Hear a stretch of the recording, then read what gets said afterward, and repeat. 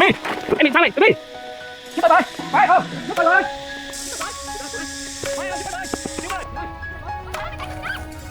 Đi đi, giúp bạn em đi. Đi đi mà. Trong cái bạn em đâu đâu chơi.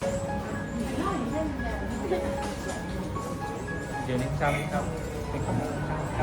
Sao? Nghe lời anh là được lại chấm học hành nghe chưa? Đi.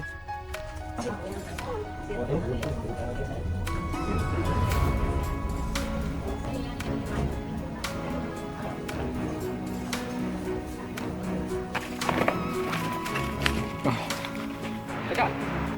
Rồi.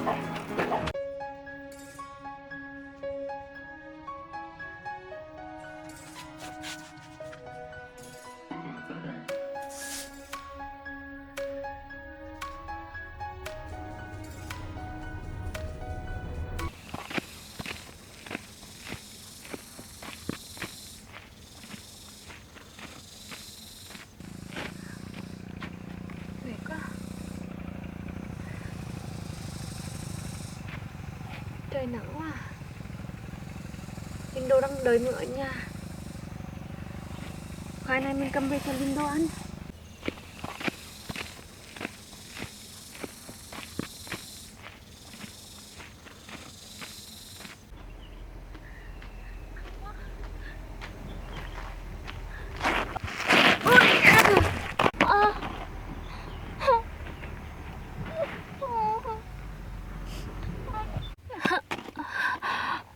Đau. Con ơi, mẹ đau quá, con có sao? Con ơi, con có sao? Mẹ đau quá. Đừng sao quá à. Linh Đô đang chờ mình ở nhà. Khoai này anh thích bẩn không? Linh Đô thích ăn khoai.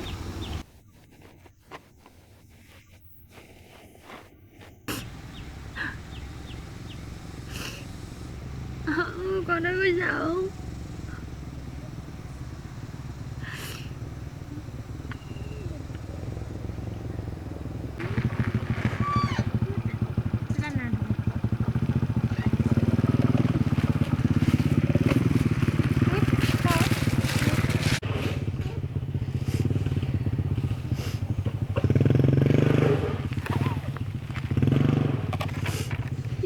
em ơi,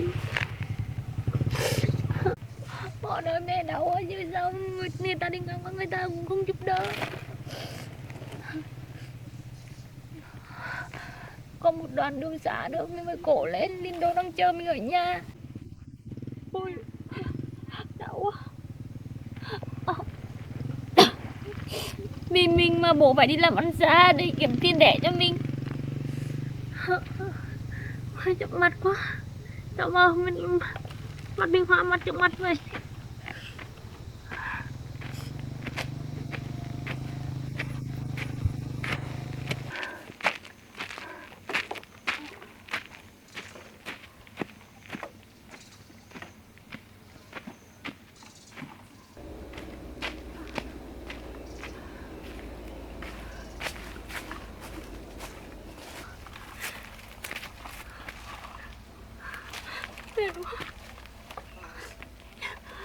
Mẹ đi nổi nữa con ơi, có ai giúp tôi không?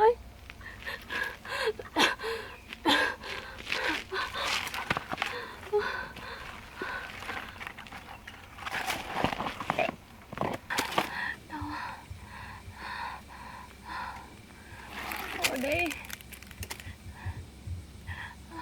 em muốn ngủ quá, con đau quá bố ơi, bố ơi, con đau.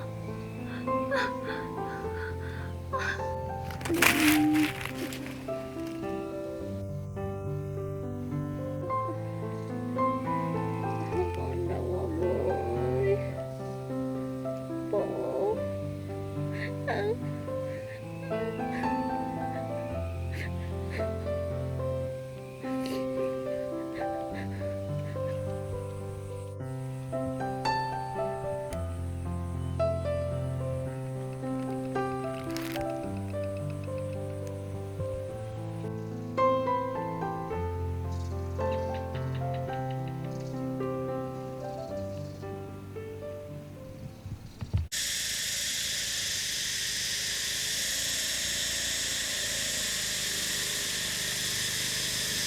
Em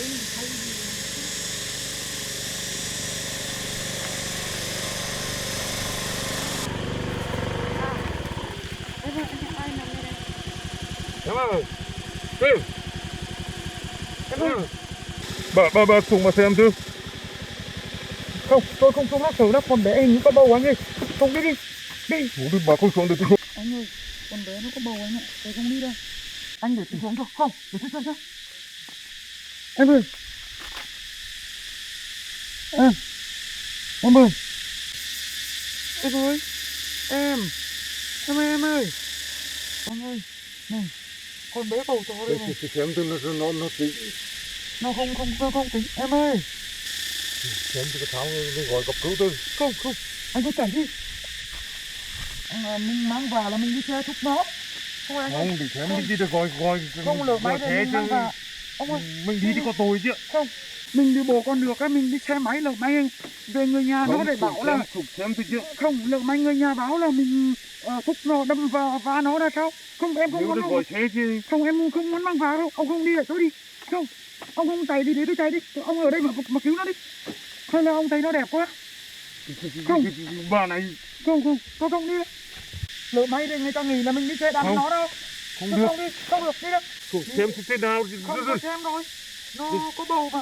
Lỡ may không may nó nằm đây trong ăn vạ này, mình vợ chồng mình nó lại vu oan cho vợ chồng mình là thúc nó ngã rồi là khi mình mang tội ạ. Mình không làm mà có tội. Không được.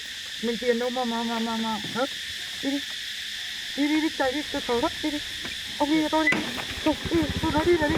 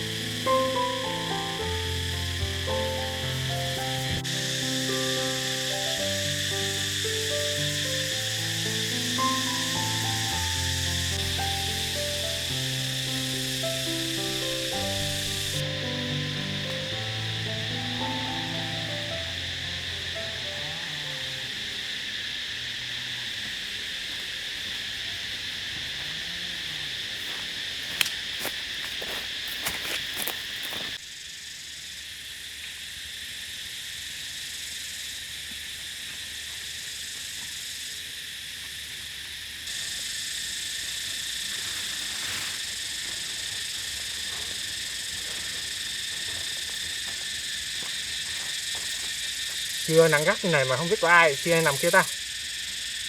Trưa mà không về đi mà nằm đây nữa.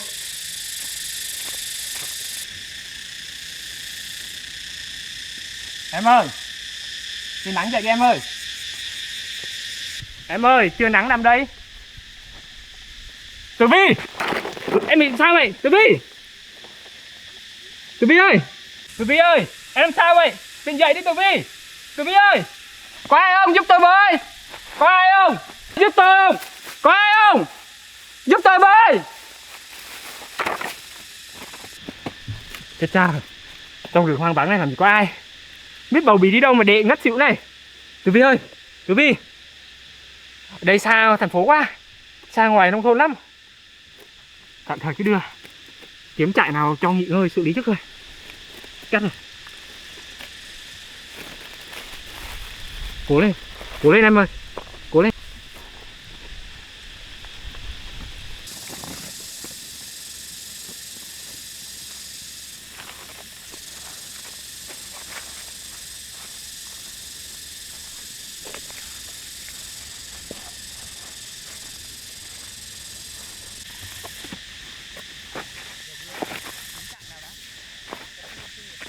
Cố lên.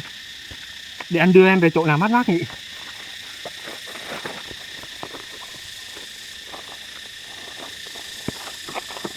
Cố lên em ơi. Cố lên. Tử Vi ơi. Có ai không? Giúp tôi với. Có ai không? Giúp tôi với. Có ai không? Giúp tôi với. Cố lên Tử Vi ơi. Cố lên em ơi. Có ai không? Giúp tôi với. Tử Vi ơi, cố lên.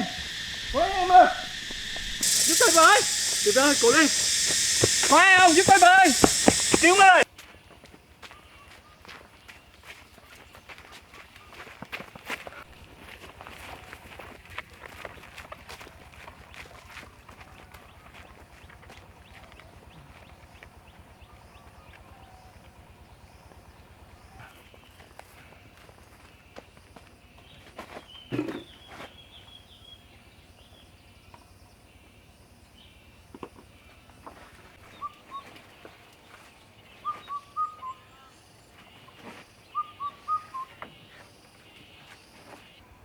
Trời ơi, sốt cao quá, ảnh hưởng đến em bé mất. Tử Vi ơi, Tử Vi, em ơi, cố lên, có nghe anh không? Anh Alan này, Tử Vi ơi.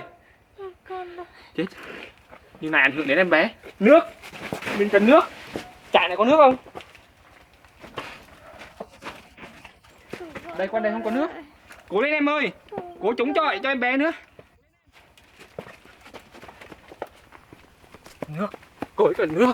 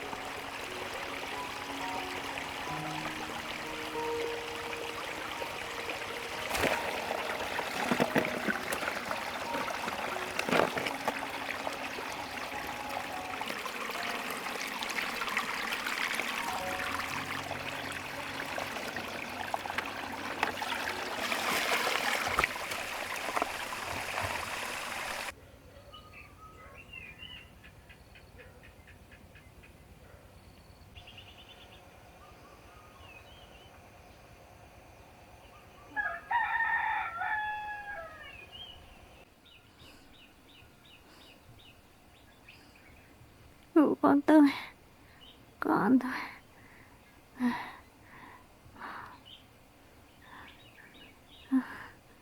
Con tôi.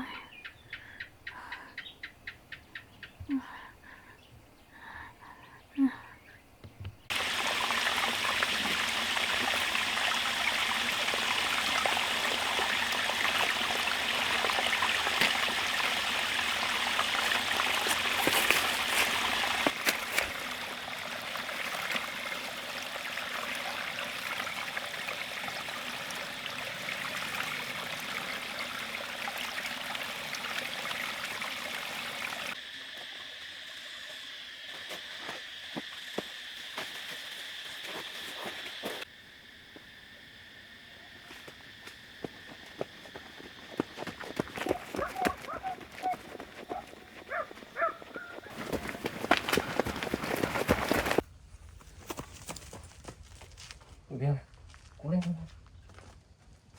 Sao mà ngồi nóng này, mồ hôi ra nhiều quá.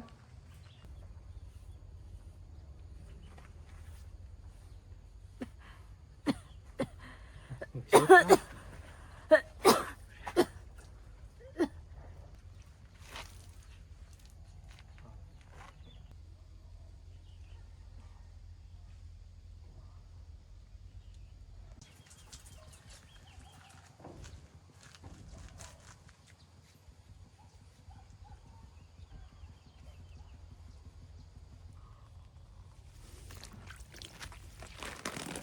Đi đâu, thậm chí gặp chuyện gì trong này trong lòng. Trời,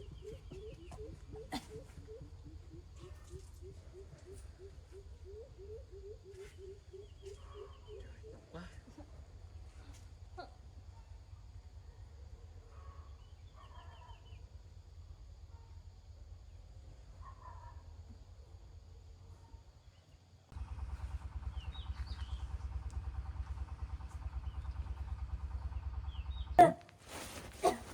nhé.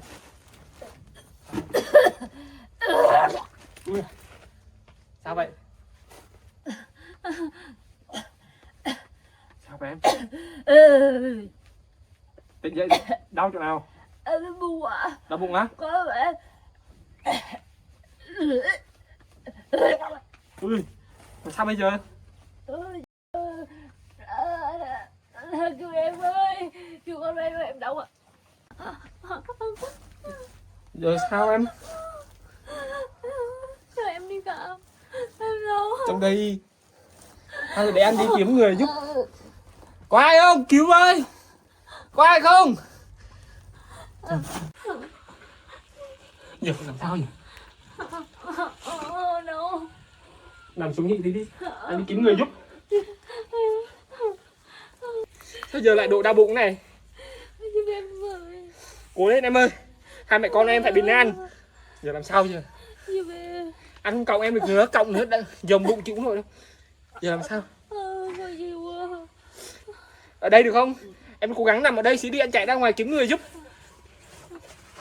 Cố lên nha em.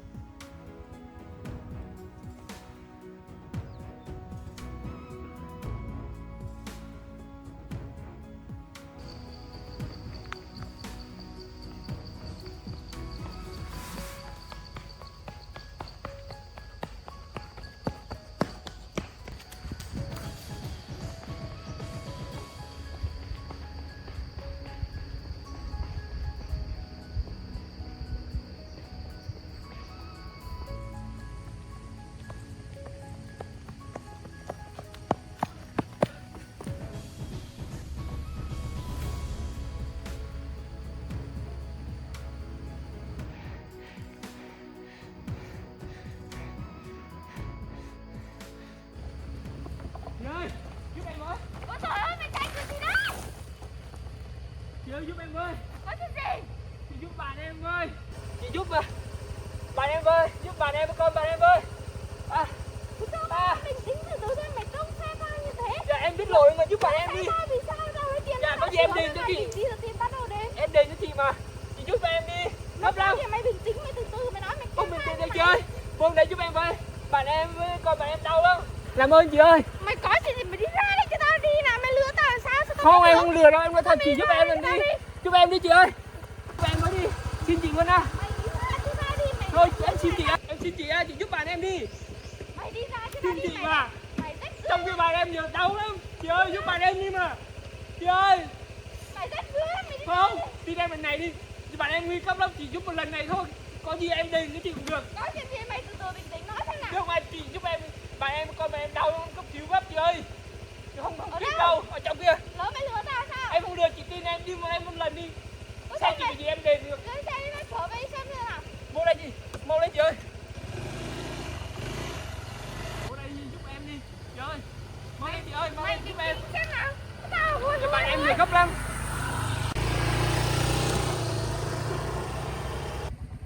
Mau lên chị ơi, cô ở đây này. Đây. Cô nhanh lên chị ơi. Chạy chứ đâu.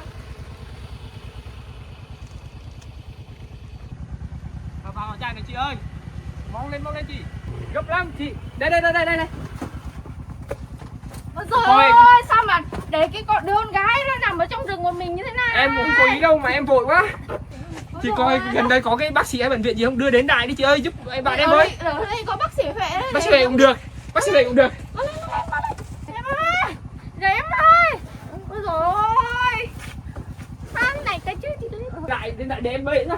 Chị lấy em cái áo với. Mang đi chị ơi. Con. Đi đâu? Cố lên nha em ơi. Đi chị ơi. Được rồi, đi nhanh lên chị ơi. Nhanh lên, nhanh lên, nhanh lên.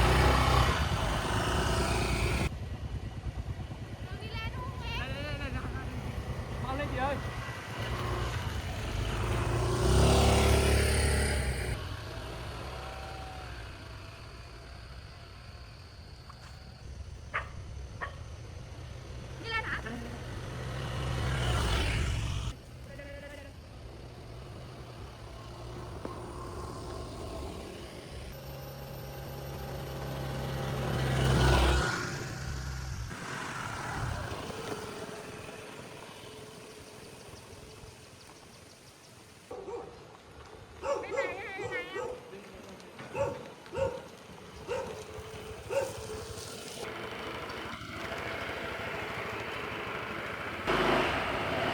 Bác Siêu ơi!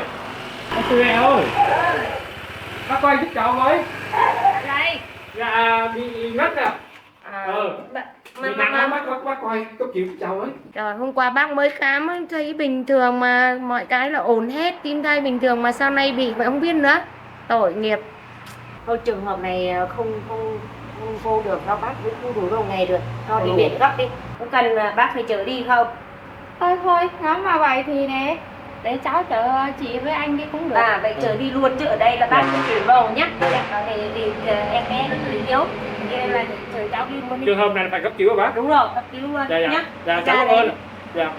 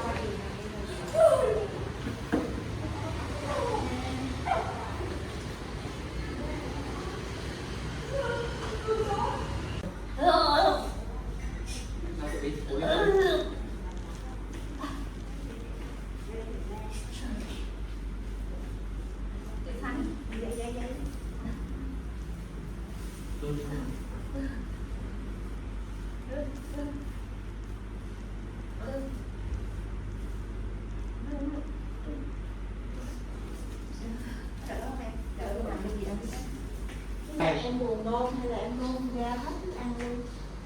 Buồn nôn thôi chứ không có nôn phải không? Còn nôn ra thức ăn luôn. Buồn nôn nhiều quá không giờ đi trên đường đến đây là nôn nhiều. Biết đưa ăn mới thôi luôn, chiều 5 triệu nôn đây. Bị chết.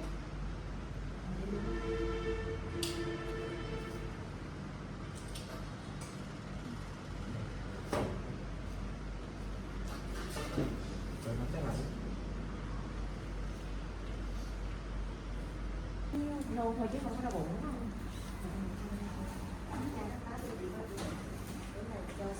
Cho siêu âm kiểm tra lại.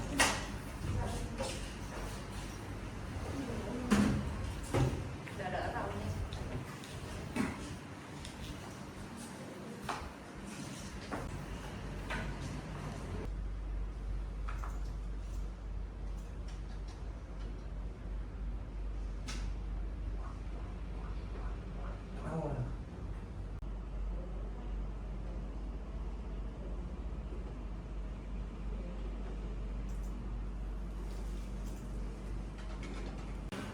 Bây giờ cho uống để cho bạn uống đường. Em thử miếng cho nó có bị cũng là nó bị chát quá rồi. Để chị lấy cho cái ly xốp qua như thế này rồi. Mong vậy.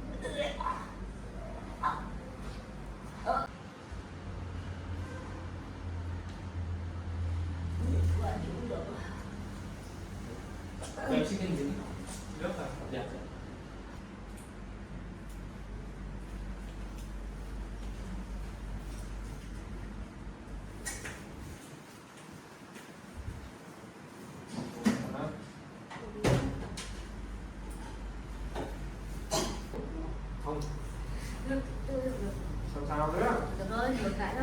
Uống từ từ được cho ráng quá cũng ói nữa. Ráng báo cùng ói. Cứ từ từ thôi.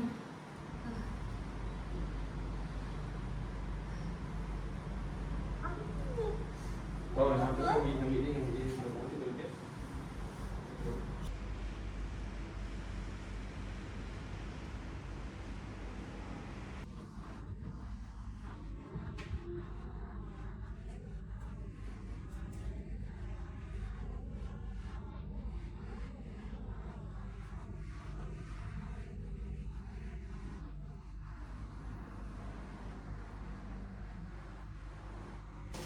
Nãy chị thấy cho mình đi các bác qua đó để em nói chuyện với bạn. Ý là cái phần sản nó ổn thì chị mời bác nội hội chẩn để điều trị cái viêm đường ruột cho bầu nhé.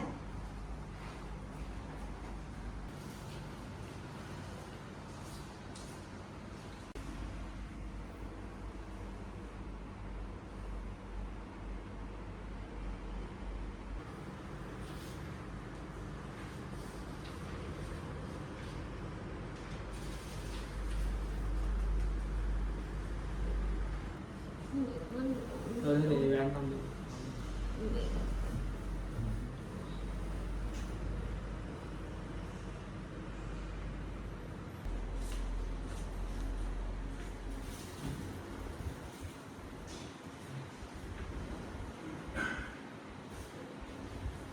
Gặp được rồi ha.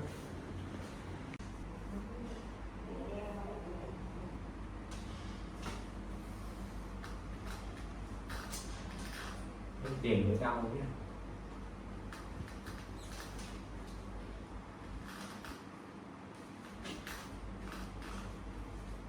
Đây còn bao nhiêu tiền và gì nữa, nó đủ tiền thuốc.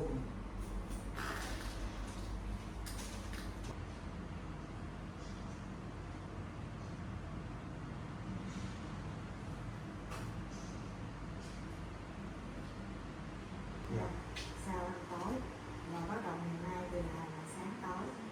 Rồi. Cái này thì ngày mai đúng nè, rồi xong. Rồi cái này 22 giờ nếu mà còn hỏi nhiều nữa. Sau 10 giờ còn hỏi uống cái này là xong. Tối nay đó. Rồi. Sau ăn tối và bắt đầu ngày mai từ là sáng tối. Rồi. Cái này thì ngày mai đúng nè, rồi xong. Cái ngày 13 mới uống nhé. Chị có ghi rõ ở đây là bắt từ ngày 13 trở đi mới uống mỗi sáng, đi sau ăn nhé. Chị ghi rõ. Rồi, ghi rõ cái này là được. Cứ uống rồi, uống cho tới khi hết thì thôi. Dạ. Rồi. Rồi. Cái này là thuốc ối nhé. Nếu mà còn ối nhiều thì là uống một viên lúc 22 giờ là mình được ối. Dạ.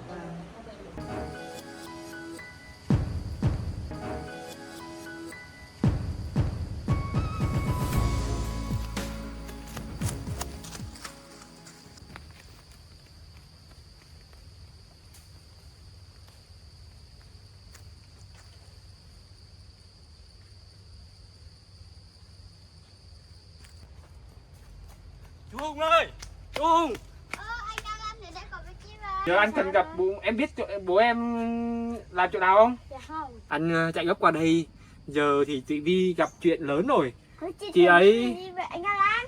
không biết nữa, anh đi đường anh về anh gặp. Giờ bác sĩ nói gấp lắm, cần chuyện viện, tiền viện phí các thứ. Anh đang cần gặp bố em gấp là vì vậy đây. Vi có sao không anh ăn? Không sao đâu. Cái Vi giờ cần chuyện đi chuyện lớn lớn á. Bố em đi làm xa rồi. Nhà hôm qua hay có mỗi hai chị em à? Dạ. Thôi không cần lo đâu, giờ anh đưa em đi gửi nha. Sao anh Alan cho em đi thăm chị Tử Vi với? Không được, giờ đường đi xa, cần chuyện viện xa lắm. Em còn học nữa. Giờ em nghe luôn anh Alan. Nhưng anh là phải cứu chị Tử Vi cho em biết chưa? Rồi, nghe lời anh là được, ở lại chấm học hành nghe chưa? Dạ. Ừ. Đi.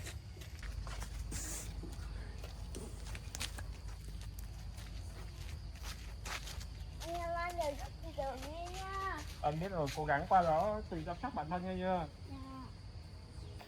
Dạ. Đến khi nào đủ khả năng anh đưa em lên thăm chị Tử Vi được không?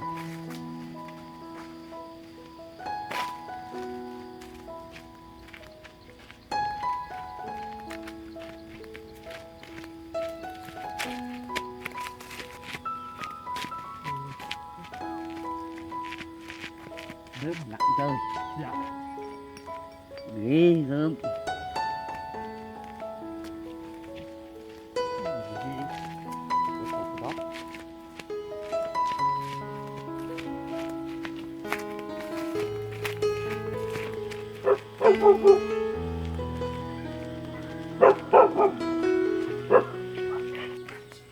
Bác Lâu ơi. Ơi.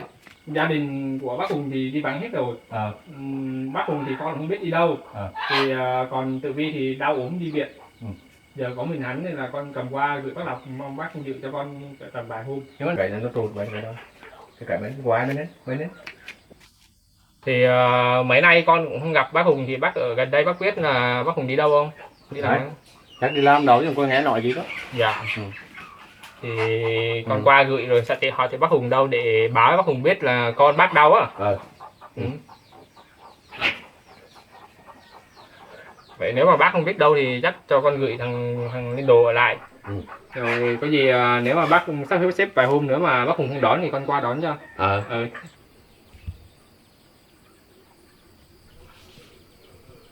Em cố gắng ở lại đây 1-2 hôm nếu anh đón cho.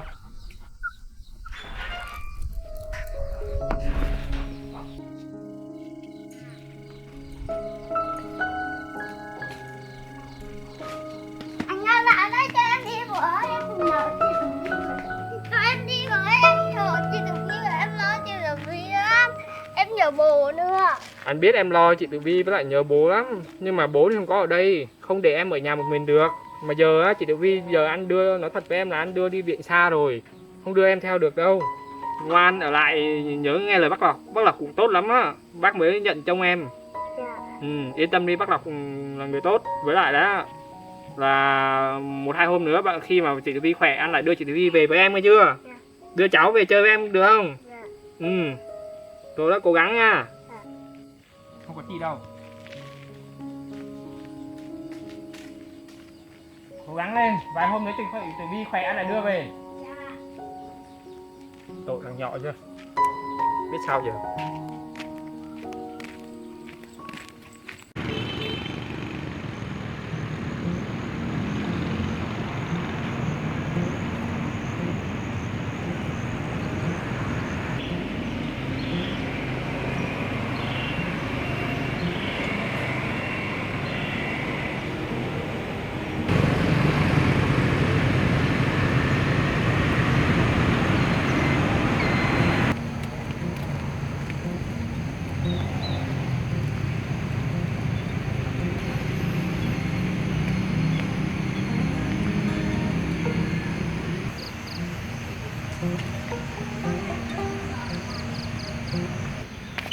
Thì cho em hỏi đây luôn, nếu có cái con càng lá nó đang có gần đấy gì? Dạ có anh. Có. Dạ. Gần đấy thì Cách đi chắc 1 km. rồi, ở đây em có con chín nha. Dạ rồi.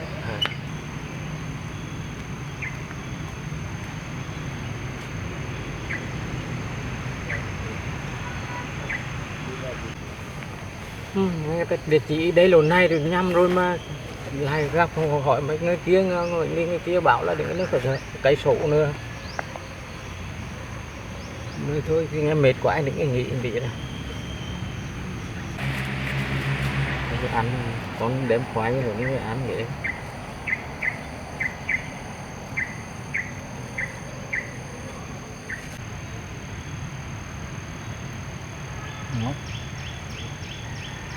Nghe thương con, hai đứa ở nhà nó mới đang lo được, ông việc cũng không lo lắng anh chị em quá, lo lắng không nghe thương con mà.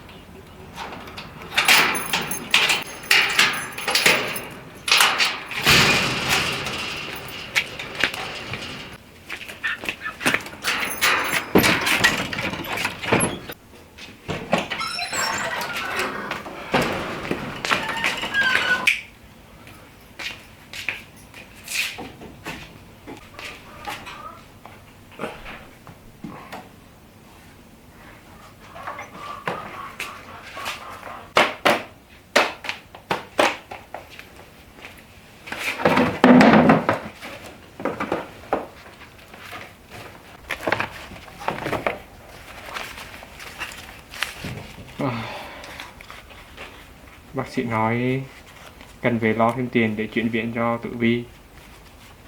Mình giờ chỉ có một chút tiền trong người à. Đây là tiền trọ tháng này. Từng này không đủ rồi.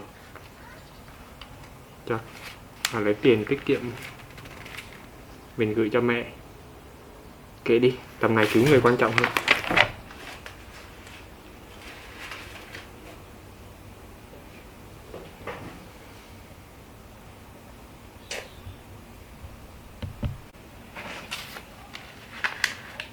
Trả tiền trọ, trả tiền gửi cho mẹ vẫn không đủ. Mình làm còn cái gì giá trị nữa đâu. Mà không chuyển viện thì không được. Cô ấy là còn con cô ấy nữa. Khó sự. Làm sao bây giờ? Mình ít tiền quá. Hay cầm cái xe của mình đi bán đi. Chiếc xe mẹ mình để lại. Giờ mình chỉ còn chiếc xe thôi. Xe đó mẹ mình khổ cực dành dụm để mua cho mình làm ăn. Thôi kệ đi. Cứu mạng người quan trọng hơn.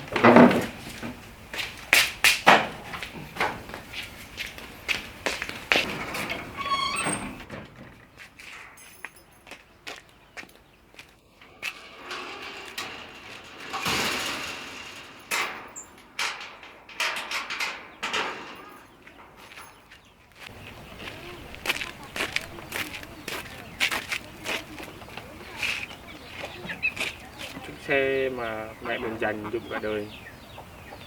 Bà ấy không nợ tiêu. Nhưng giờ tao đành phải bán mày thôi.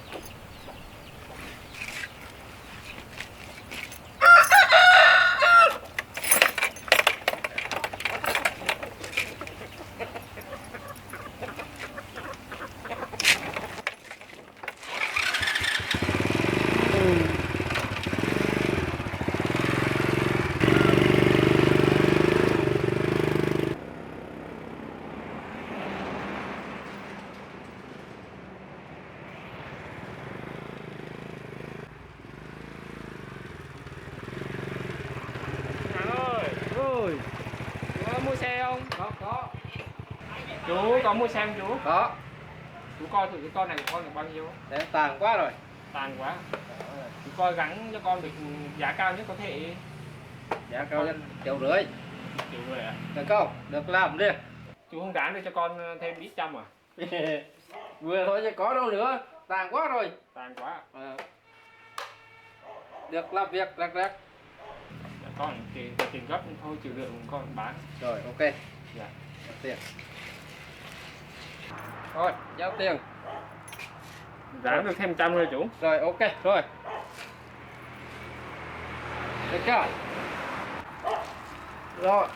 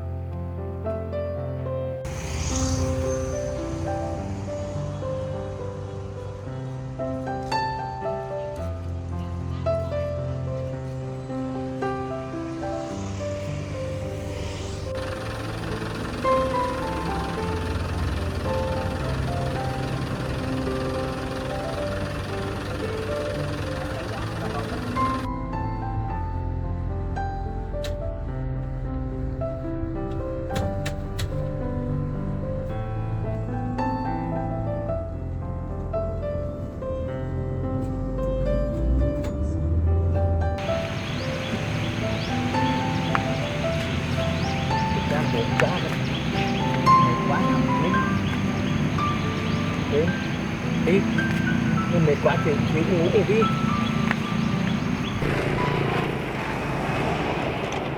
Chào mấy cháu. Mấy cháu đó tụ hỏi thăm thì là cái ra của Việt Tiến đó tôi biết luôn cái đá nó bực lắm. Và anh chú lên đây cái cây nữa, một cây nữa tới à? Đây cái địa chỉ là một cây này là tới thấy không? Dạ. Ok, cảm ơn anh dẫn nha. Vâng. Rồi, cảm ơn anh chị này. Cảm ơn nha.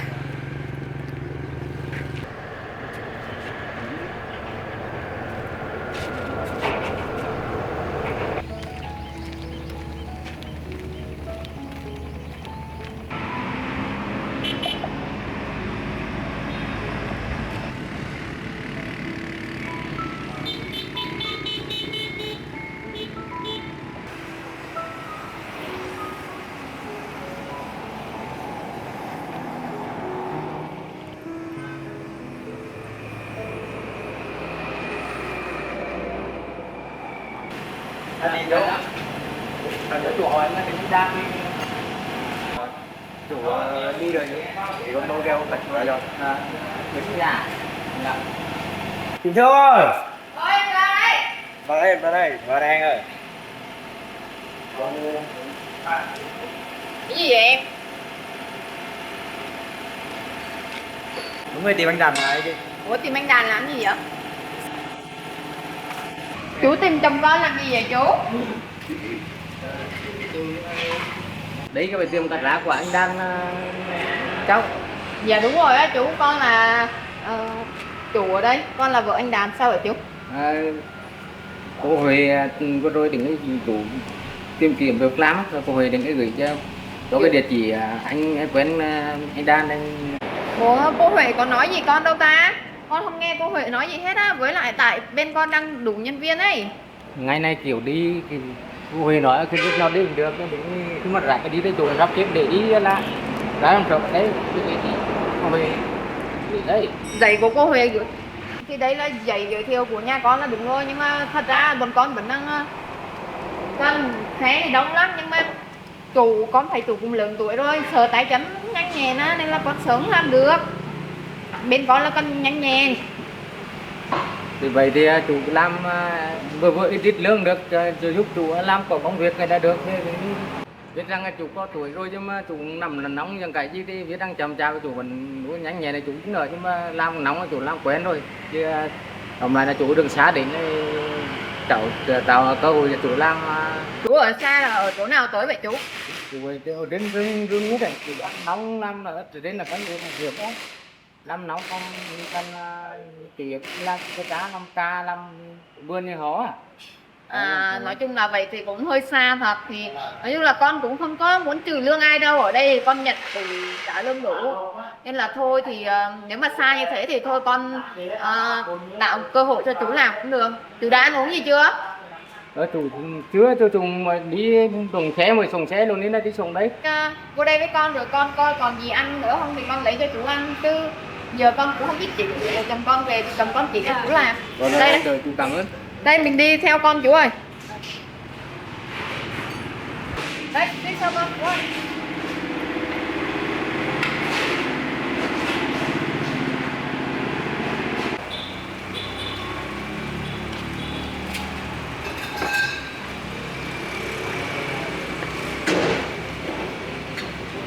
Đây chú ngồi xuống đây đi.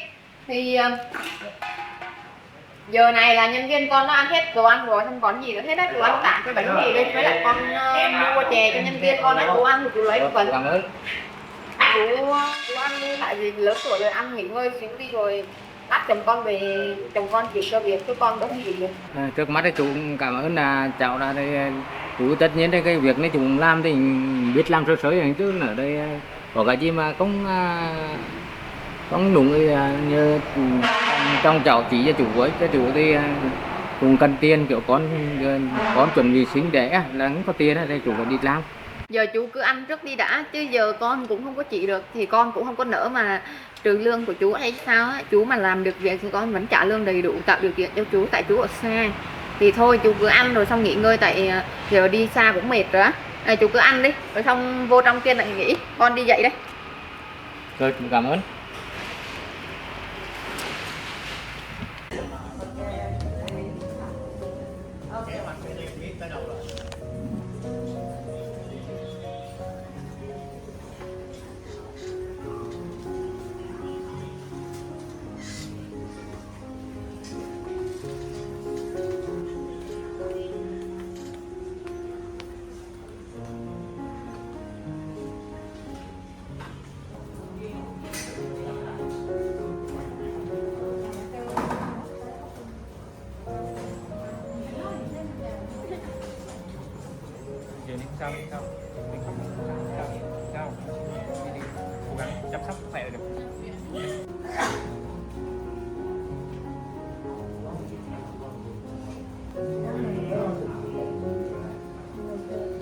giờ ông Tài ngồi cái hai để nấu này cái gì nè nên để cho anh Tài về ăn đó với má rồi ngủ thì ngủ thấy ông lên xong rồi đang ngủ rồi. Được. Thả lỏng ra, thả lỏng được.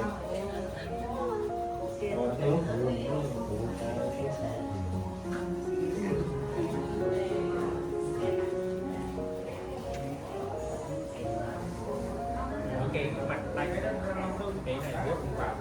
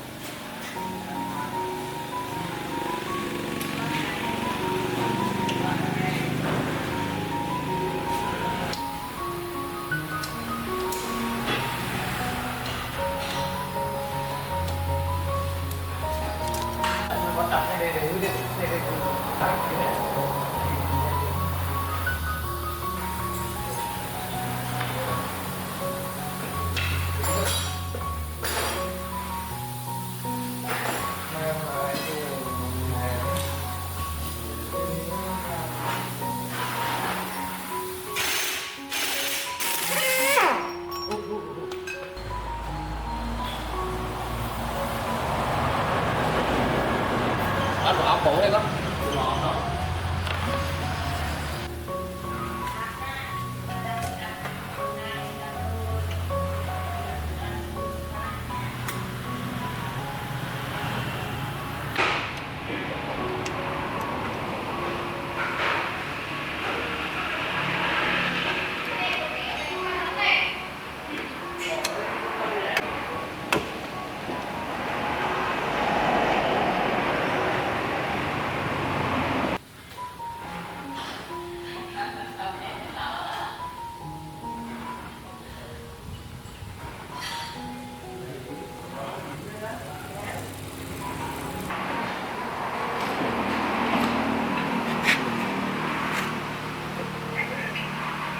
Trời ơi, cứng quá.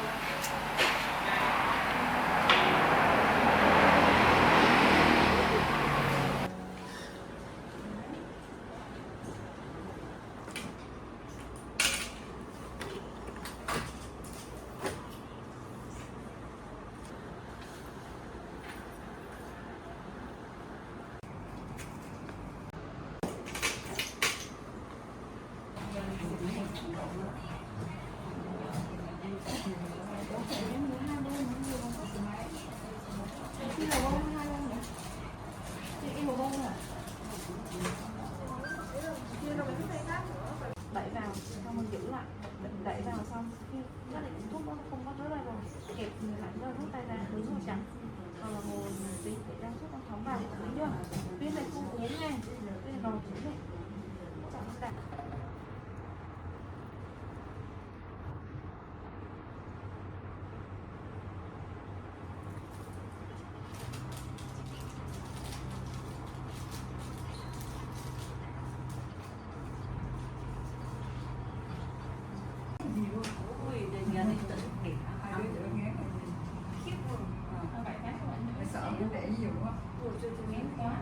Mấy đứa em có hai cháu mà đẻ một lớn xong nó khích nó đẻ nó lên nó nhớ người ta bảo nằm xong phòng ngủ sẽ ngủ ai cũng biết ngủ xong đấy người ta nói mình ngủ ngủ để cô em ý là bệnh trong ngủ đang như thế đó không nghe đấy.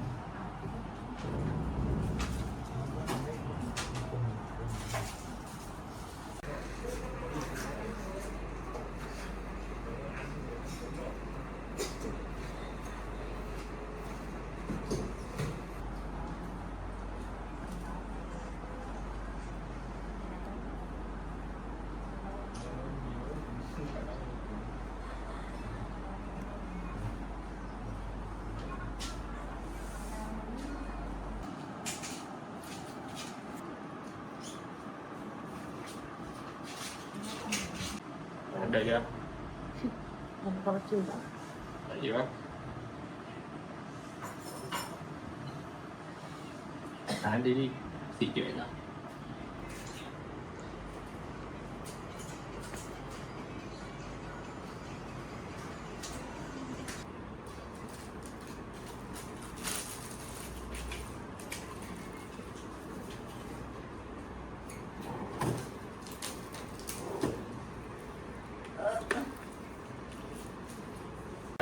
Đi đó đấy. Rồi. Ơi là người ghét cái đi. Cái gió cái nàng đi không biết.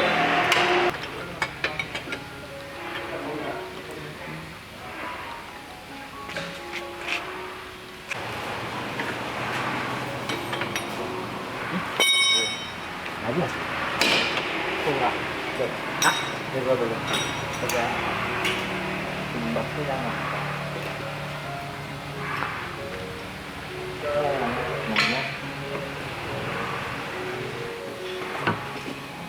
Cái này ra hả? Nhiều ra con ơi. Cái này là làm hả?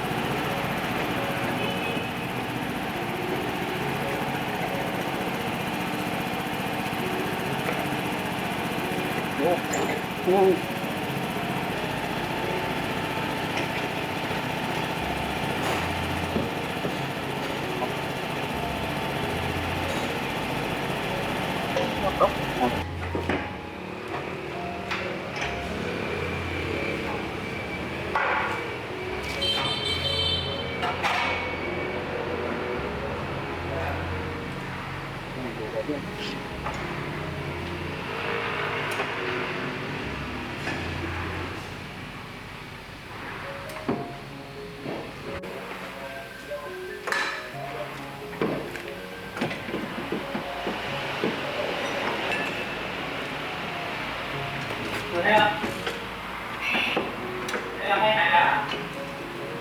Dạ.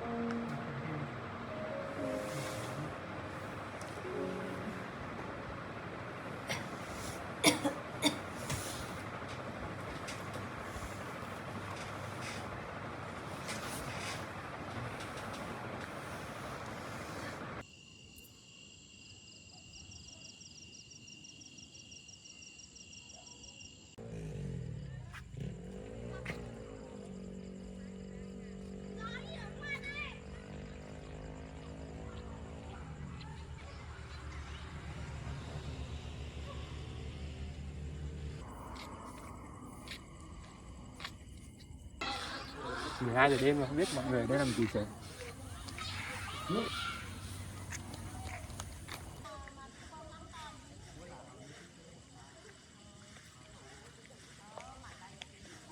Giờ đưa được cô ấy đến bệnh viện tuyến trên rồi,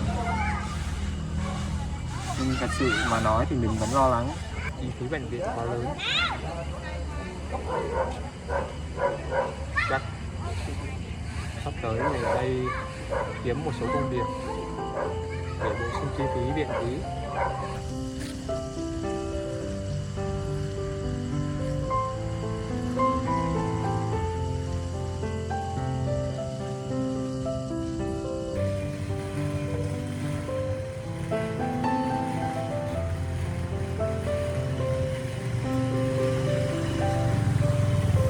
Mọi người, ở đây có nhận người làm không? Ở đây đúng rồi em ơi.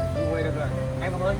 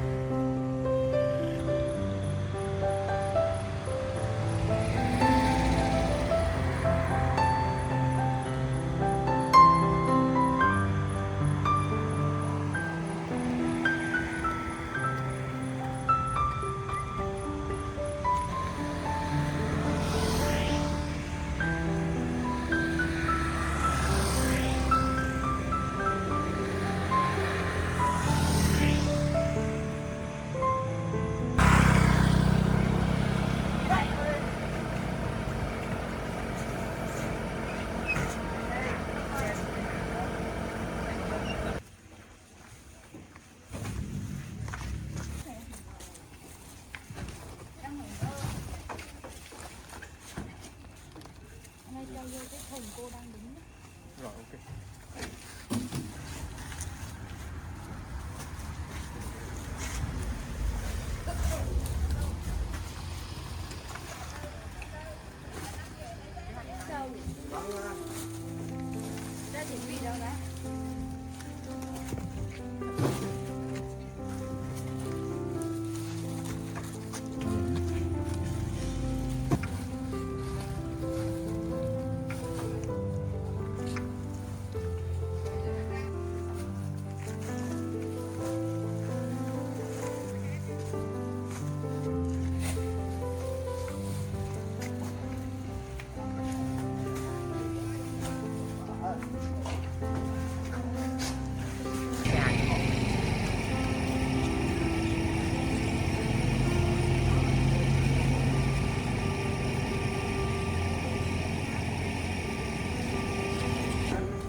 Để em lên đây.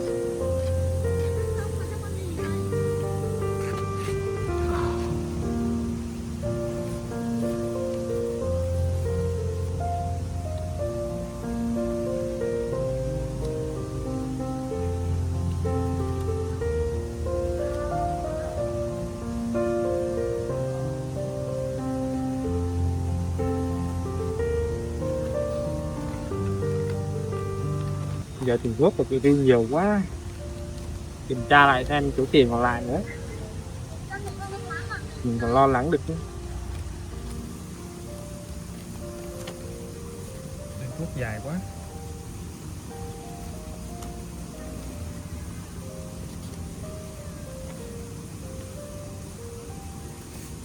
Chưa kể tiền khám nữa.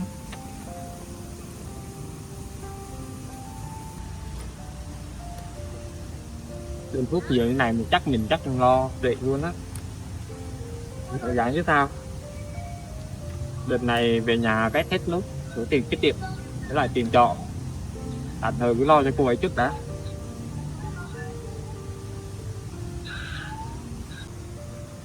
Ứng trước tiền viện phí là 1,7 triệu, cái xe bán đến 1,5 triệu, rồi tiền thuốc ở bệnh viện cũ nữa, thành ra không đủ. TV nói là về lo cho Linh Đồ nữa.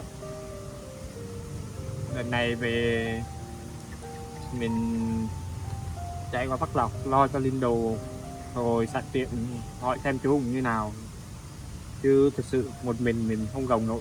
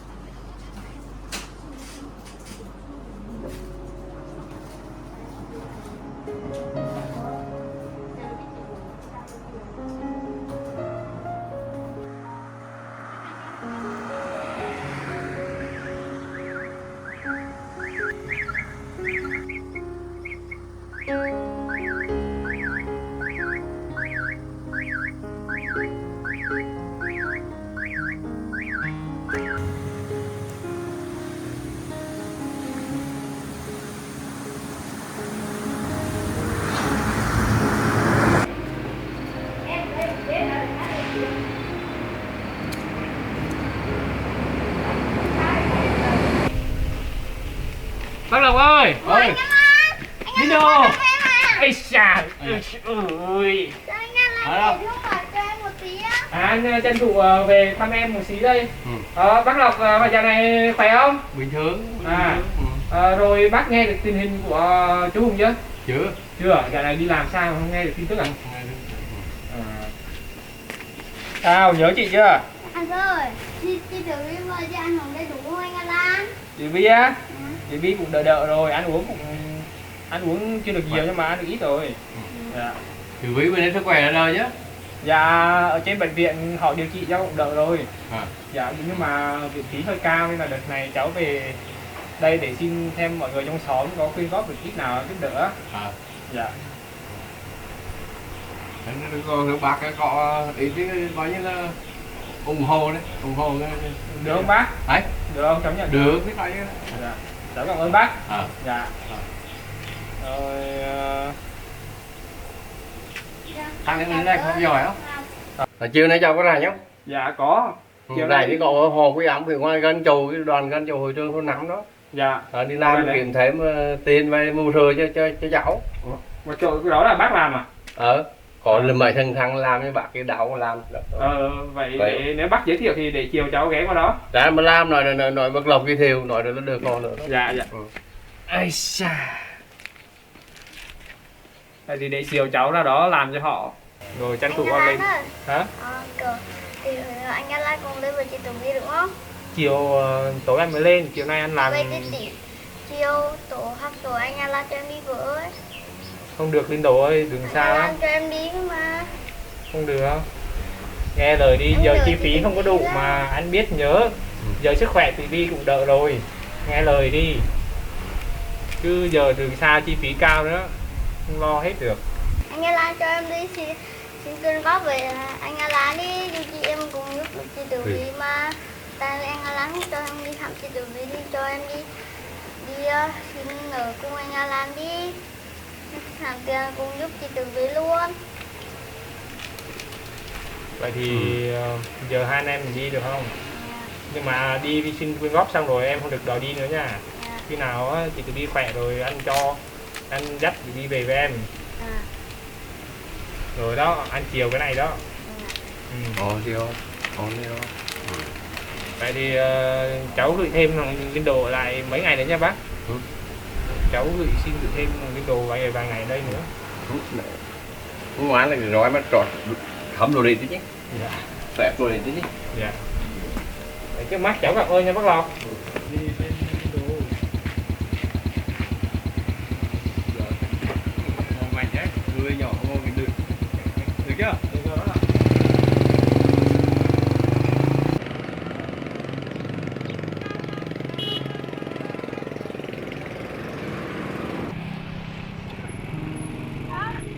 Đấy, sao em thằng em thôi.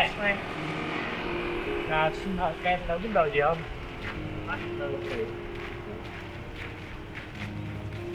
Con chào cô. Chào con. Cô chào cô, có con bé hay đến đây á, mang bầu tên Tường Vi á, hay đến đây bán đồ cho cô á, cô biết không? Con bé bán rau phải không? Dạ vâng. Đợt này thì cô bé nhập viện rồi, cô bầu nhập viện mà chi phí điều trị lớn quá, thì gia đình của cô bé với lại con á không đủ chi phí điều trị, thì cô mong cô với lại hàng trong xóm á có thể giúp đỡ được một chút không? Cô thì chị con bữa bây giờ con không biết trả tiền đâu để xin Rồi có chi để bà nói hàng xóm rồi thôi bà chẳng thuốc lòng hậu tâm thôi bà gửi về con ấy cho chị Tường Vi với nghe. Đây bà đợi con nha. Thôi cháu ngoan nha, cố gắng lên nha, đừng buồn nha. Con cảm ơn cô. Rồi.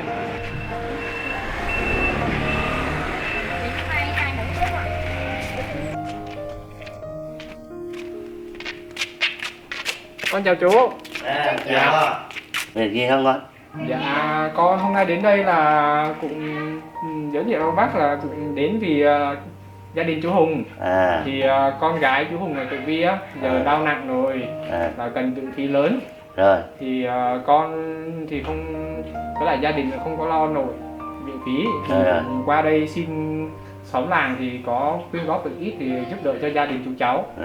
Giờ chú cũng không có nhiều, có chút ít gì ủng hộ nhé.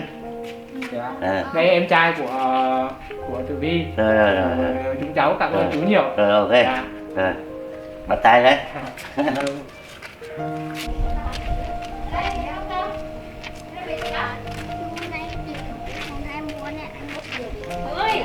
Ồ, quay hả? Thảo ha. Anh à?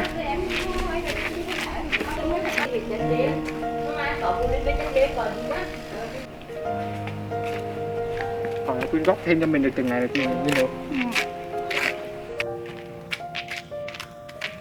Cháu chào ông ạ. Dạ. Giờ cháu đến đây là đại diện gia đình của bác Hùng á. Giờ con gái đầu của bác thì giờ đau nặng, cần viện phí lớn á.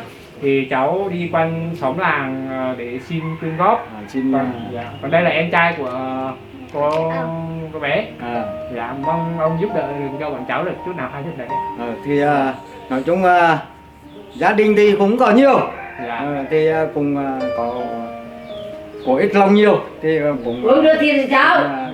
Đưa tiền cho cháu. Cho cháu là ủng hộ thì nói chung là buổi cảnh nó khó khăn thì cũng mong cháu thông cảm.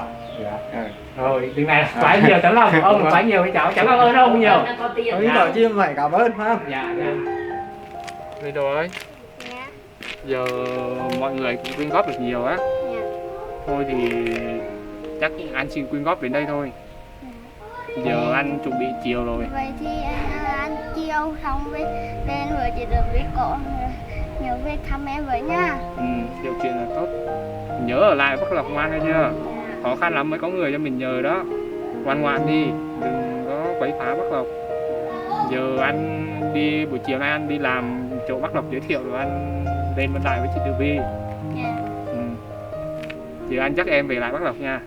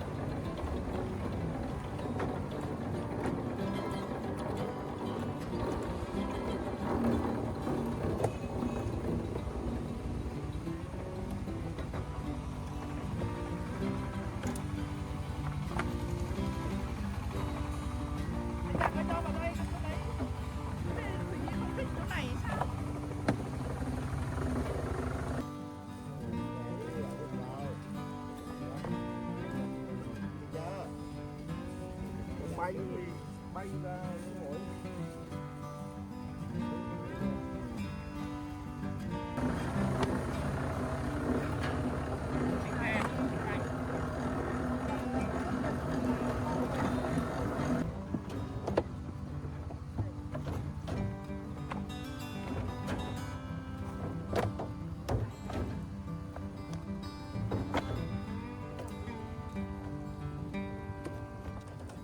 Sướng mà có tiền hơn chú.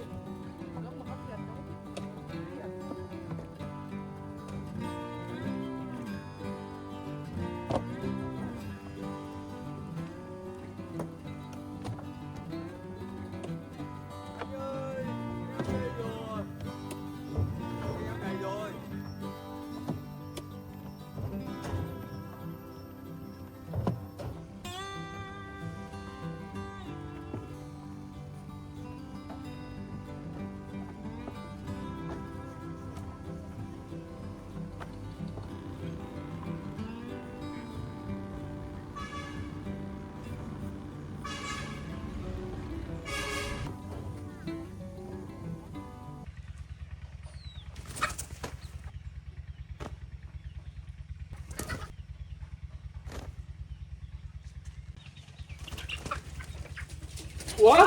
Cô Hạnh, cô bắt đồ cháu. Cả tuần nay mày đi đâu? Đến cuối cùng là toàn đóng cửa này, gọi điện không bắt máy này. Chứ tiền đã thuê rồi thì phải trả tiền hàng tháng, người khác đòi thuê thì cô không cho thuê, cứ để cho mày mà mày tiền bạc mày lem nhèm thì cô không cho thuê nữa đâu. Tốt nhất thì mày trả nhà cho cô đi chứ cuối cùng Con người thông cảm khác đi thuê cô. không? Tuần này thật sự con bận lắm. Giờ con có việc gấp mà tuần này tự vì con chú Hùng đau, con ở trên viện á. Giờ con mà chạy chọn cô con không biết chỗ nào để ở nữa. Thì giờ mày cứ biền lý cỡ thì gọi là tử vi ốm thế này kia rồi thì tao biết thật mày không thật thà này là tao không cho mày thuê đâu. Cháu nói thật mà cô, tự vì đau thật mà. Thì đau thì giờ cái đó là có bố về nó lo, bố của bố nó lo chứ liên quan gì mà cuối cùng lý cứ biền cỡ lý này lý kia rồi là sao ta? Giờ hàng xóm cháu cũng thân cận với chú Hùng mà giờ tự vi bị thế cháu không lo không được, cô thông cảm cô giúp con tháng này thì cô thật sự con hết chỗ ở rồi, kiếm trọ khó lắm, cô giúp con đi, cô Hạnh giúp con với, thật sự con không biết chỗ nào để đi nữa. Giờ cô nói dứt khoát này, đợt này có tiền không có tiền thì là đi ra khỏi nhà cho cô chứ giờ Cô cho con khắc thêm vài ngày được không, giờ con vét hết tiền, con trả tiền viện cho Tử Vi rồi, cô giúp con đi. Đi chứ cô không cho mày thuê nữa đâu, đi Cô đi. giúp con được không cô? Không, cô không giúp, đi đi. Thật sự vài ngày nữa thôi, con giờ con lỡ tìm việc của Tử Vi rồi. Không, dứt khoát không có tiền nữa, mày hứa lần này được không? Không, đi đi. Đi, tao giúp đỡ mày nhiều rồi. Cuối cùng toàn là cứ sai hẹn, đi đi.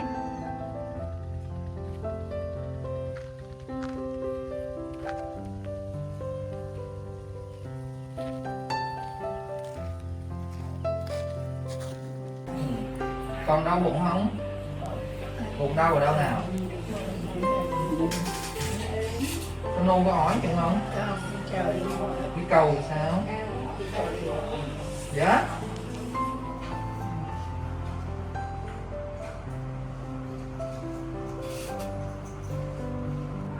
Tiếng đường thận, trên thận chứ phải thận nhé. Cái tiếng một tí, tí là cọp từ xôi nhé. Có nhầy có máu gì không? Bây giờ thì sao? Qua đi ra cái phòng này nó cái một vòng. Nay thấy đỡ không chưa? Thuốc nó ngấm dần rồi đây em nhé. Lúc nào ngồi hết nha, không có nằm. Nằm là mình mệt quá, mình mỏi quá mình mới nằm thôi chứ không phải là nằm đâu. Nằm nó trào lên nó ói, không có đỡ đâu.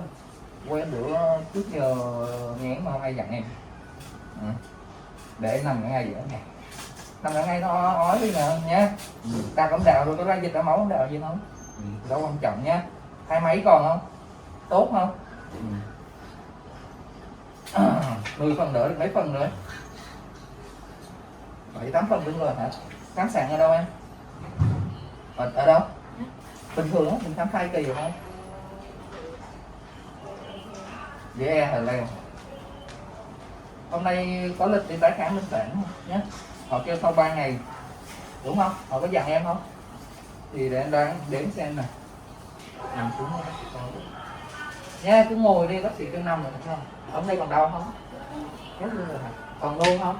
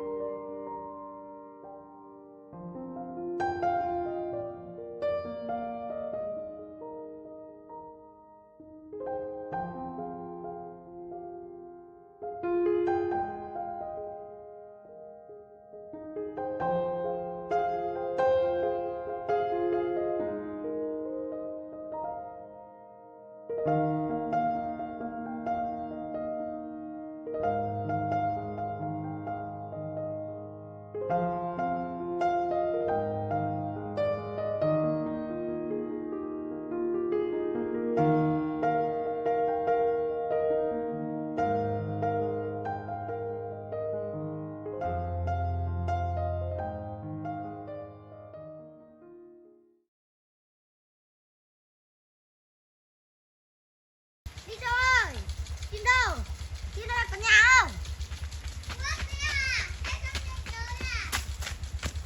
Đi đâu rồi? Đi đâu? Để chơi với ta à? Ừ. Ngồi đây chơi đã. Tao ở nhà bác tao vậy. Có được, có bạn mày nói cho tao. Nhà che mày không ở mà mày lại qua đây ở. Anh Alan đưa tao qua đây tại vì chị Tử Vi đau nên anh Alan phải dẫn chị Tử Vi đi bệnh viện. Thế bố mày đâu? Bố tao đi làm ăn xa, tao cũng không biết ở đâu nữa. Thế bố mày đi làm ăn xa, bố mày đã biết chị Tử Vi đau chưa? Tao không biết, máy của anh Alan ở gần nhà tao nên anh Alan biết anh Alan chờ chị Tử Vi đi bệnh viện. Bố mày không biết à? Sao bố mày không về? Bố tao mà biết bố tao cũng về rồi, bố tao thương chị Tử Vi với tao lắm. Thế mày ở đây mày còn nhớ nhà không?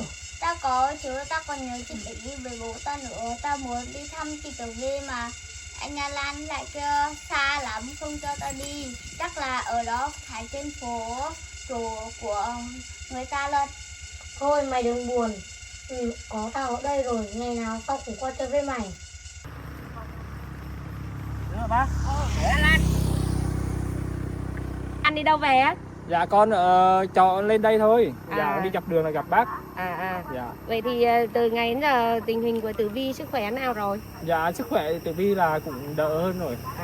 Vẫn còn đau nhưng mà đỡ một chút. Vậy cũng mừng. Dạ. Thôi cố gắng mà giữ gìn nha. Ủa giờ bác đi đâu đây? Bác mới đang đi chuẩn bị cái chương trình tổ chức để hiến máu tình nguyện á. Hiến máu tình nguyện à? Ủa có tiền không bác? Chương trình này là bác cũng cùng đi hỗ trợ với bệnh viện á để tổ chức cái chương trình hiến máu nhân đạo. Thì người ta chỉ có hỗ trợ tiền xăng với lại tiền bồi bổ một chút cho người hiến máu thôi. Hỗ trợ nhiều không bác? Hỗ trợ khoảng 200.000.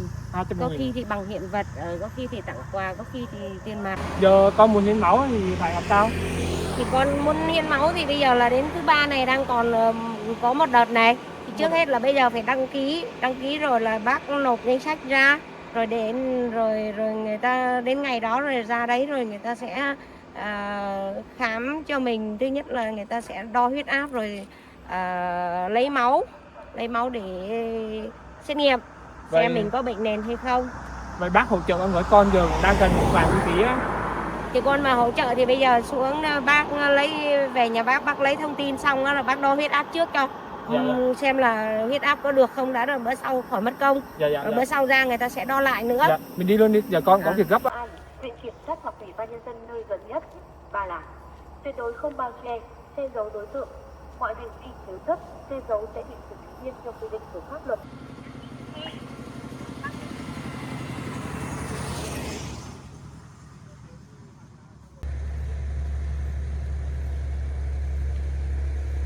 Rồi vậy thì vô đây ngồi ghế đây đi, rồi chờ mọi người đến rồi bác vô chuẩn bị đồ xong rồi là bác kêu tên rồi vô nhé. Dạ vâng ạ.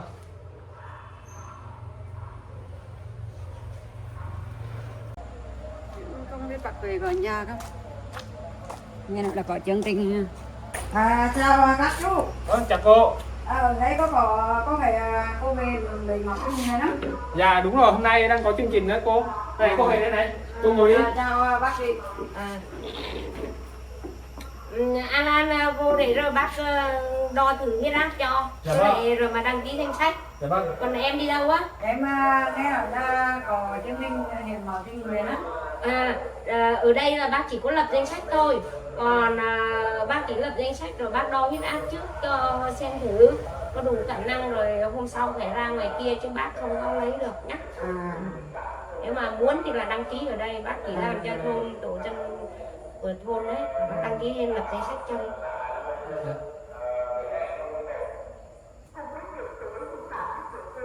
Alan vào đây không? Dạ vâng. Ngồi đây luôn. Rồi để ngồi bên đây đây chân đấy. Dạ vâng. Bác tí con xin có gì không cho con xin gì để đi đo cái đồ nha. Rồi. Thì bác đo này. kéo nữa lên thì bác.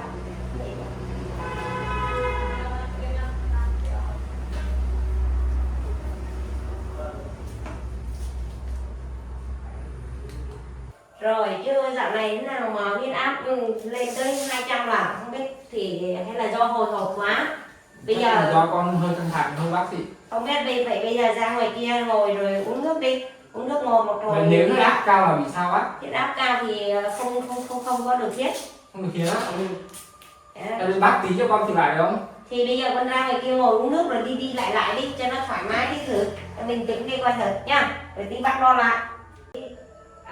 Rồi giờ Alan đi lại đi cho hít thử sâu vào nhá, cho thoải mái đi, rồi tí bác đo lại cho.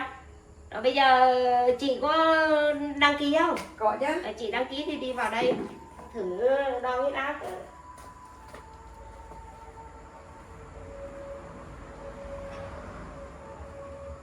Đi vào đây ngồi đi, vào đây ngồi thì chị đo thử.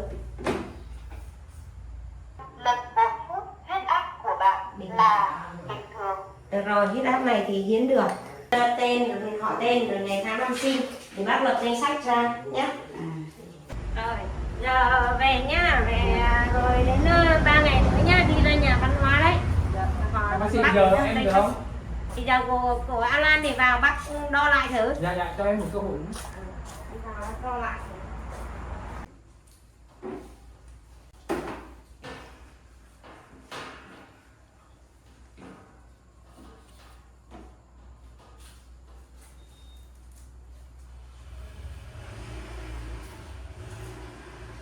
Huyết áp của cháu cao quá cho nên là không thể hiến máu được. Thứ hai là rất là nguy hiểm, cho nên là tốt nhất là cháu mà sắp xếp đi khám được thì là cháu đi kiểm tra đi thử nhé. Dạ. Chứ bác ở đây thì bác chỉ đo vậy thôi, rồi bác biết vậy đấy. Rồi bây giờ là bác cho uống thuốc tạm thời đây thôi. Bây giờ là bác sẽ cho cháu ít thuốc áp, ăn huyết áp thì cháu uống thuốc cho nó nhạt bớt đi. Thứ hai là để kiêng ăn mặn đi nhé, ăn nhạt lại, rồi đừng có uống rượu chè vào. Rồi là tốt nhất là tranh thủ đi khám sớm.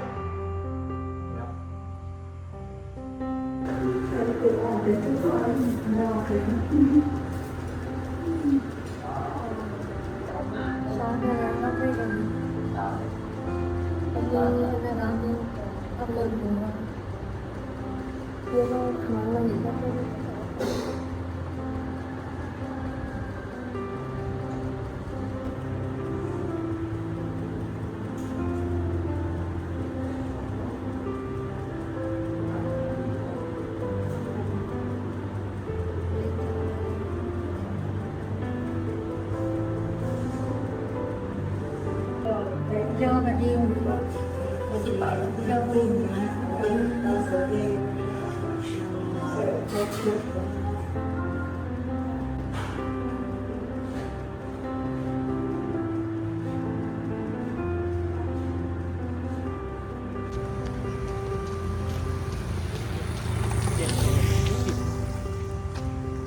Giờ này bệnh viện đóng cửa mất.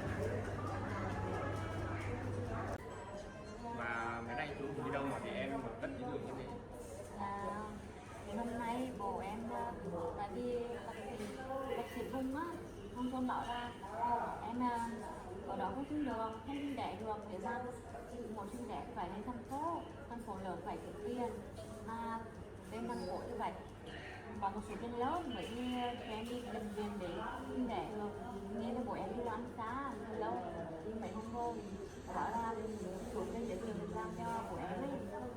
Vậy là cũng lo cho em là đi làm hơn sao rồi. Tại sao em ở nhà em không có đi làm gì nữa?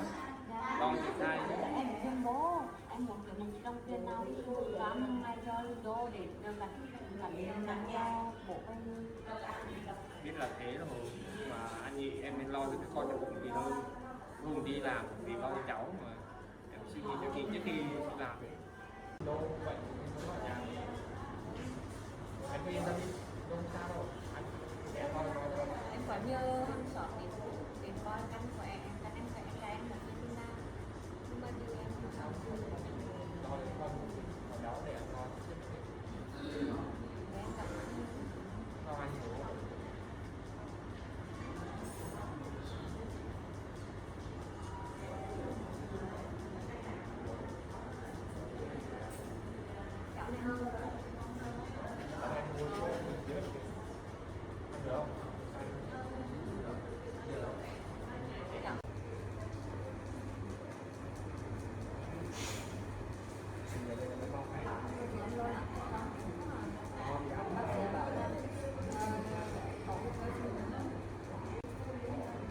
Em lo cho con thì anh nhiều khi sao bác sĩ nói sao bác sĩ nói chỉ cần ăn nhiều thôi là con phát triển.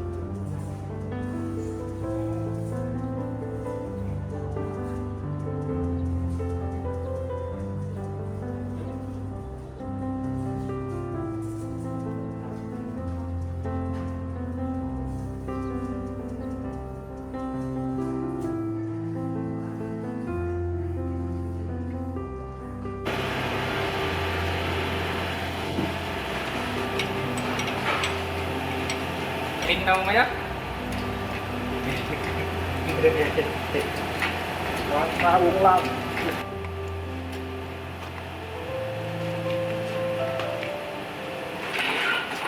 Ôi, Đúng à? Vâng. Xả nhất chưa này, xả rồi đúng không?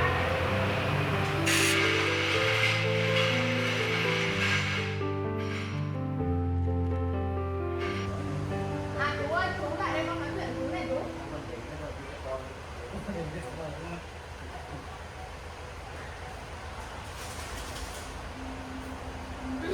Chú ngồi xuống đi chú. Thì nói chung là chú cứ uống nước đi.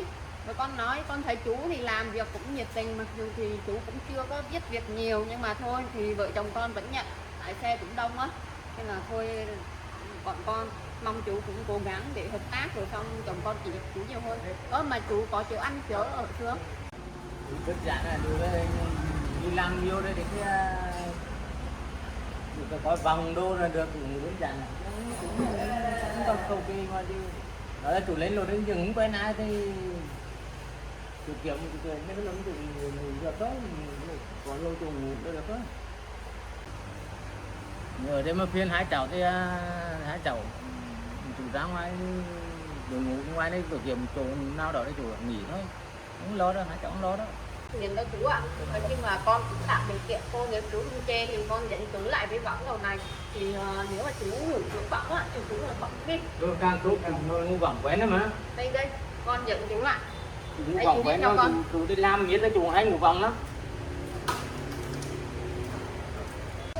Chỗ này cũng hơi bừa bộn tại vì Gala mình đồ thì cũng tốt quá, đừng cảnh này chứ tốt quá rồi, bởi vì rồi tôi đã làm việc rồi. Nhưng mà nếu được chú ở đây. Đây cái này đi, cảm ơn cháu cái này đi làm việc này. Chú đi dùng, tôi đi làm dùng hay ngủ vòng á. Cháu thấy chú cũng nhiệt tình với lại làm việc thì cũng biết sơ sơ rồi, nếu mà chịu cố gắng thì vẫn ok thì vợ chồng cháu vẫn nhận chú ở lại làm. Nếu mà được lâu dài, nếu mà chú làm tốt thì bọn cháu sẽ ký hợp đồng cho chú làm việc lâu dài với bọn cháu luôn. Rồi giờ tạm thời chú cứ ở đây nghỉ ngơi đi, còn cháu về kia cháu nấu ăn cho thợ cái.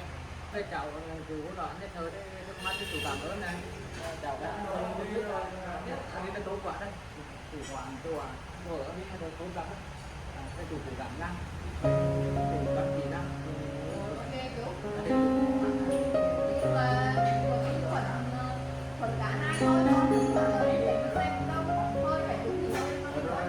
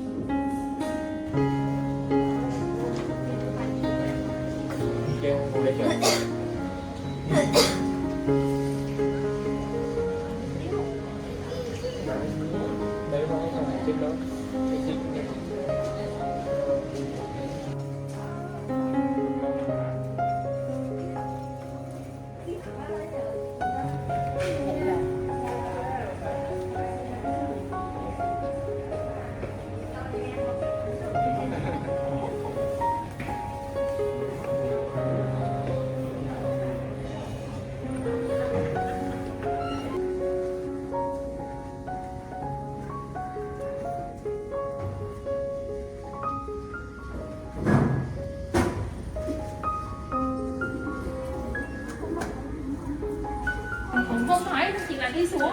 Không là mấy cô này gọi là vẫn không thấy bận về. Về khoa nhá. Về này không ạ? Hay là về siêu âm? Về siêu âm hay về không?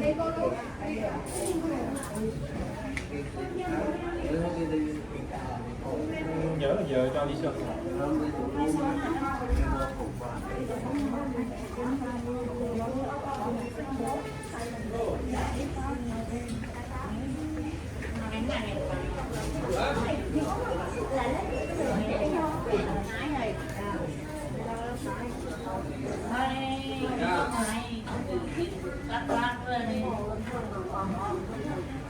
Tầng 7 ấy.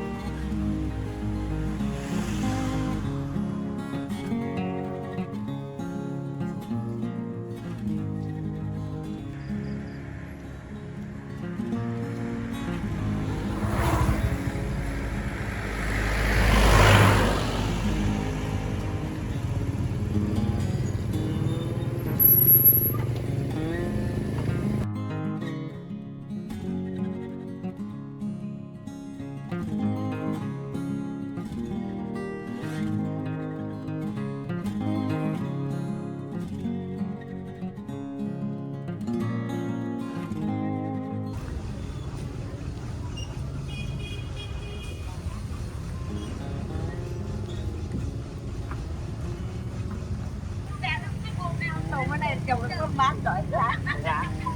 Đây trong đất của luôn.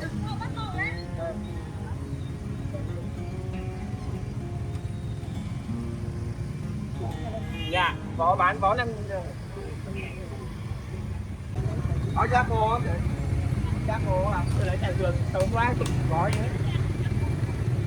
Gói tặng vậy này. Có lựa bó nào? Không lấy nhiêu cây vậy? Dạ 5.000 một bó. 5.000 mua đi. Có mua không?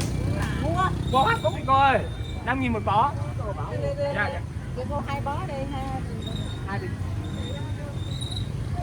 Hỏi gì được con xin rồi. Đây đứng đây chú bán đi. Cô lấy một bó nữa ạ. Cô một bó cô đưa 20. Đây đây đây. Cuồng mới. Dạ 5.000 một bó cô. Đây đây đây đây đây. Bán cho cô bó công đi. Rồi rồi rồi rồi rồi. Rồi bó Cái này gãy hết rồi, lấy giá. Đây chị có lấy bó. cô lấy Lấy nữa mà. cô lấy bó này nhỏ thì cô lấy hai ấy cô giặt cô cho đẹp đó. Đúng rồi giờ Đó. một bó thôi. Con lấy 10.000 2 bó đó thì Thôi cô đừng trả giá tội con quá. Cô lấy trong nè. 2 bó đó số lại cô đi.